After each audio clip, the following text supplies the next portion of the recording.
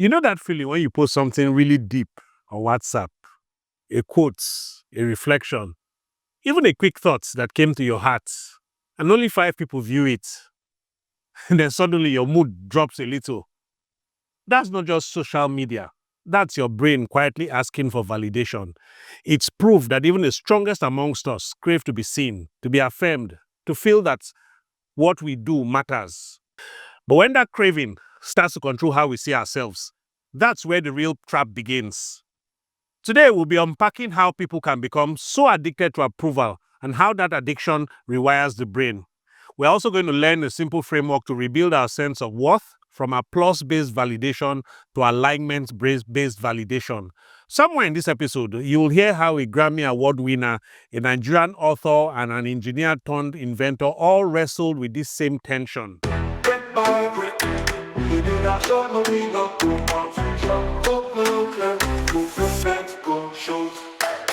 Welcome to the Brick by Brick broadcast. My name is Olatunde Akinwunmi, the host of this show, where we build lives that feel like us, one intentional step at a time. If you're watching on YouTube or you're listening on your favorite podcast platform, please hit subscribe, like, and share this with someone who's going through all the right things, but still feels hollow, because this episode might just explain why. Before we go further, let's define what we mean by validation. Validation is the sense of being approved, accepted, or affirmed by others. It's a social mirror that reflects back, you're doing well. It, however, becomes unhealthy, what psychologists would call approval addiction, when that external nod becomes your main source of motivation and identity. Healthy validation informs you, but toxic validation, it defines you. So here's the truth. Your brain treats approval like sugar. When someone praises you, likes your posts, or tells you I'm proud of you, your brain releases dopamine, that feel-good chemical.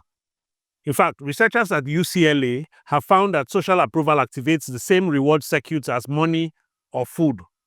It's why the buzz fades quickly and why you keep going back for another fix. Validation feels like belonging, but it's not the same. Belonging says you are valued as you are. Validation says you are valuable when you perform.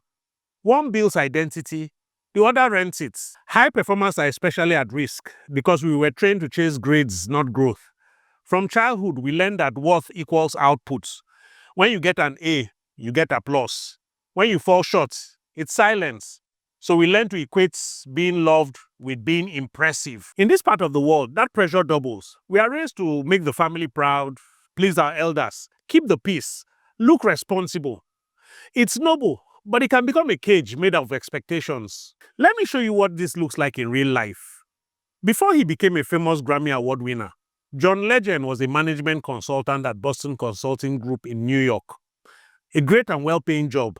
He seemed successful, and I'm sure his family was really proud of him. But every night after work, he would play small gigs at local clubs. He once said consulting was prestigious, but temporary, a bridge, not a destination. Eventually, he chose alignments over applause. He walked away from what was safe to build what was true. Chimamanda Ngozi Adichie grew up in Nsukka, surrounded by academics. Both parents worked at the University of Nigeria, so stability and scholarship were the family's rhythm. Naturally, she started studying medicine. It made sense. It was a respectable profession. But writing kept calling. When she left medicine for literature, people were worried that she was wasting her education. Today, she's one of the most influential writers on the planet. Her story shows that sometimes clarity looks like departure, but it's really a homecoming to who you've always been. And then there's Steve Wozniak, co-founder of Apple.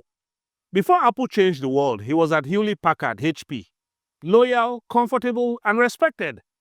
He offered HP the personal computer idea that would later launch Apple. They said no, but he stayed on. Loyalty felt safer than uncertainty.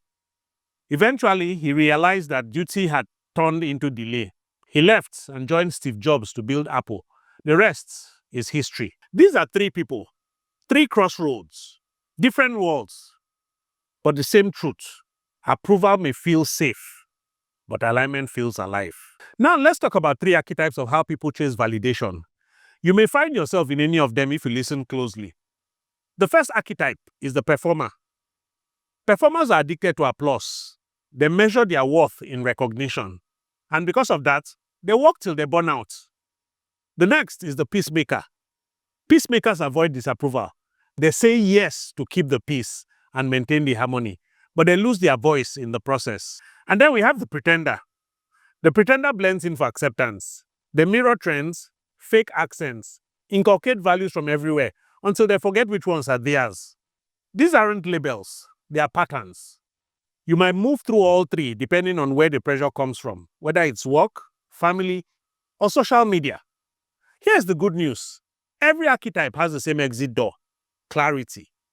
To build that clarity, you don't just start with goals, you start with mindsets. Because behavior without belief just builds a stronger mask. In the design your core step of the vital architecture system, we begin with certain assumptions, what I call presuppositions, that resets the foundation.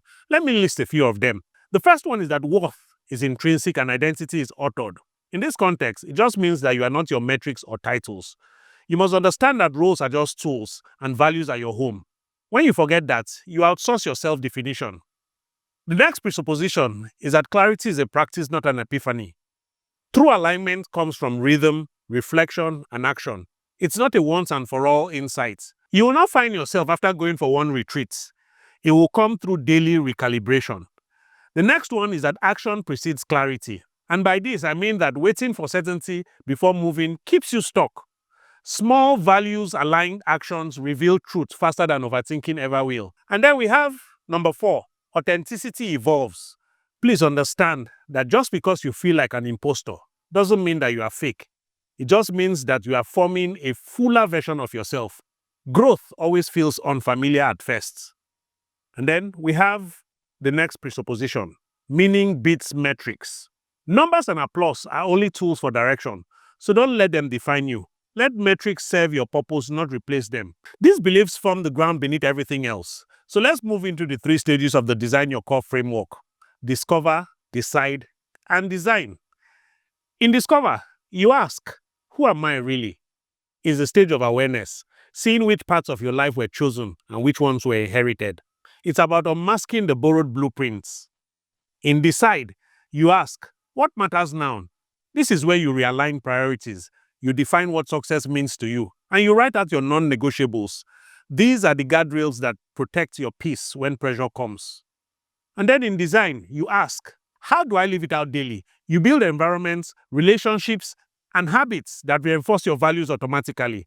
Because if you have to fight for integrity every day, eventually, exhaustion will win. Design your context, and your context will carry your convictions. These 3 stages rebuild the foundation that validation eroded. They turn self-awareness into structure. Now let's talk about how this plays out in our culture. Nigeria is deeply communal. We live by we, not I. That's a gift, but it also means that approval isn't just social currency, it's survival currency. The fear of disappointing others can become stronger than the desire to be whole. But you don't have to rebel to be real. You can honor your people without abandoning yourself. The goal shouldn't be me versus we. It should be me within we. Here's the shift I want you to remember. Validation isn't the enemy.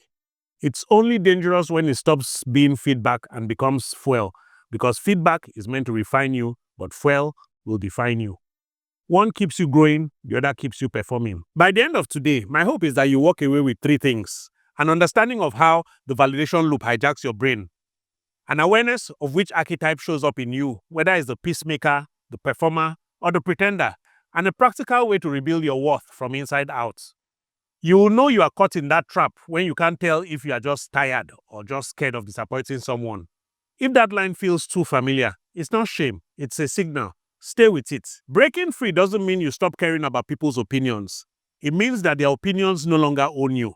It's the same reason John Legend left consulting, Chimamanda left medicine, and Wozniak left HP. They didn't stop belonging, they just stopped borrowing their purpose. And now I want you to start that same process. I've created a simple 1-page validation audit worksheet. It helps you to identify where you are performing for approval and where you are acting for alignment.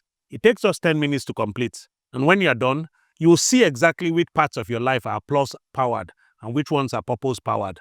You can download it for free when you join my daily email, The Drafting Table, where I share short, practical insights every other morning on how to design a life that truly feels like you. Just scan the QR code on the screen or click the link in the description to get your worksheet and join our growing community of builders who are choosing alignment over applause. Validation can inspire you, but it should never define you. Build from the inside out, perform less, and align more. And when the applause fades, as it always does, may your compass still point north. I'm Olatunde Akinwunmi, and this has been a Brick by Brick broadcast. Until next time, build well, build through, brick by brick. See you soon. This now Brick by Brick broadcast. Live your full potential on purpose.